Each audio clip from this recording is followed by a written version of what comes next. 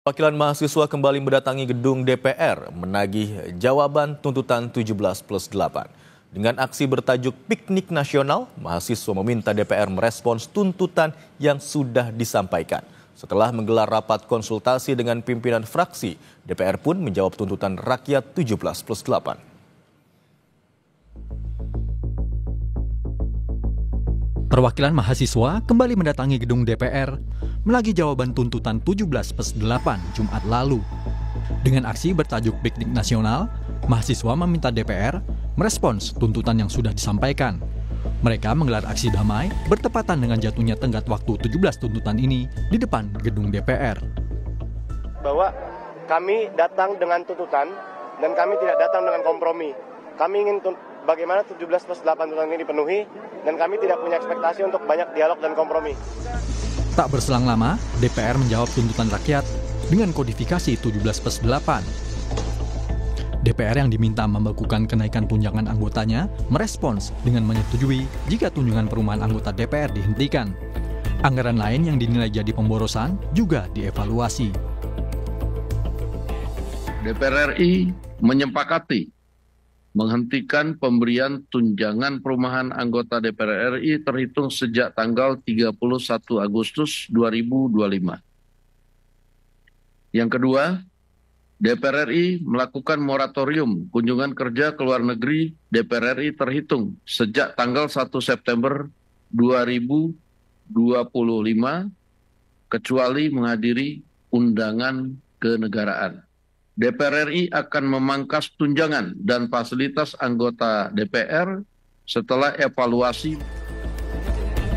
17+8 tuntutan rakyat menjadi pekerjaan rumah bagi pemerintah dan DPR, imbas dari keresahan yang selama ini dirasakan publik.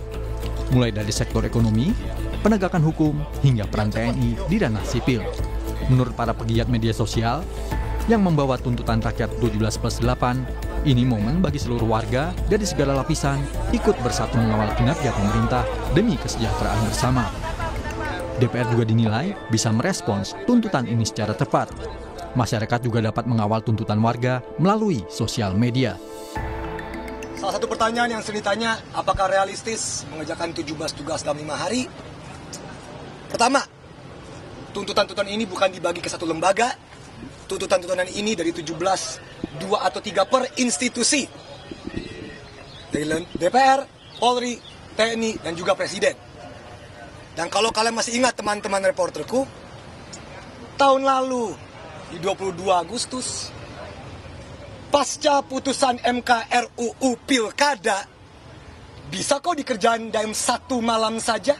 Sudah banyak sekali website yang men-track website organik yang dibikin oleh banyak sekali dari masyarakat sendiri, dan kita bisa nge-track sama-sama. Di situ ada checklistnya, ada yang sudah dilakukan, ada yang belum dilakukan, dan sebagainya. Jadi kita semua bisa mantau bareng-bareng, kita bisa lihat website-website, bisa di-search di sosial media juga, bisa di-search di Google, dan kita bisa mantau bareng-bareng supaya jangan sampai berhenti di sini.